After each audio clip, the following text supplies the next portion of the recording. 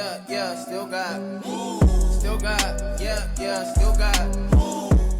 You're welcome everyone to a new video. So Lecrae did an interview with Phil Vischers, the guy who did Veggie Tales. Really interesting conversation, and I figured since I made a couple of videos on some of the content that Lecrae talked about, that it would be worth it making a video about it. Shout out Phil for doing the interview. Definitely go and check it out. I'm going to be showing some clips from the interview that I think are relevant, where he talks about the whole Charlie Kirk thing and him at the Democrat rally and all that, but he also covers other stuff as well. Great interview, my opinion. I think people are definitely way too quick to judge. Lecrae definitely gets a lot of undeserved hate, and personally I think Lecrae has taken a lot of risks that a lot of people are too scared to do, and I respect him a lot for that. If you're anti-Lecrae, go into this with open mind, but definitely go and watch the full interview if you want more context and you want to hear Lecrae's heart on it. I honestly think the whole Lecrae is a fake Christian thing is whack, just a bit clickbaity and very narrow-minded, I think. But yeah, I'll let Lecrae speak for himself, and yeah, definitely go and watch the full interview. I was invited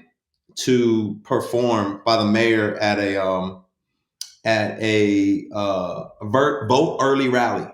And what was communicated to me was both candidates will be there. Now, I'm thinking it's bipartisan, both candidates. I'm not thinking, both Democratic candidates. Okay. Didn't realize that. But so I go, I say, well, I'm going to be nonpartisan in terms of how I'm going to approach this. And I'll just do a song and tell people, make sure you vote.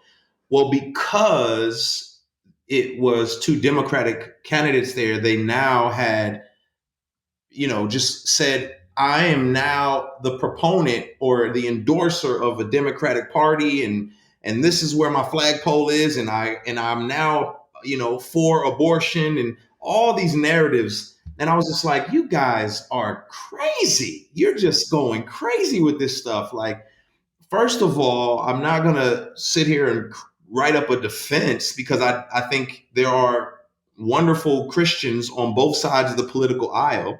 Mm-hmm. And second of all, you guys are making it seem as if you have to be Trump supporting,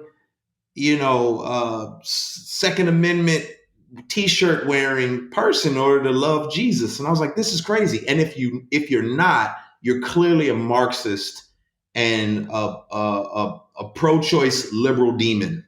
Right. You know what I mean? That what led Charlie Kirk, we all don't know who he is, right-wing activist, Charlie Kirk, co-founder and name giver to the Falkirk Center at Liberty University. He tweeted about you, mm-hmm. my now close friend Lecrae, which I now take offense to because we're now close friends.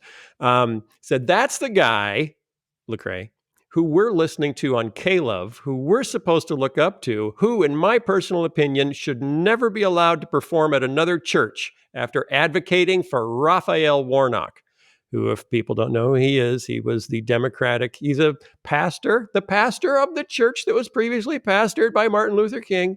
But he ran on the Democratic ticket for Senate in Georgia and won. He's now one of the Georgia senators.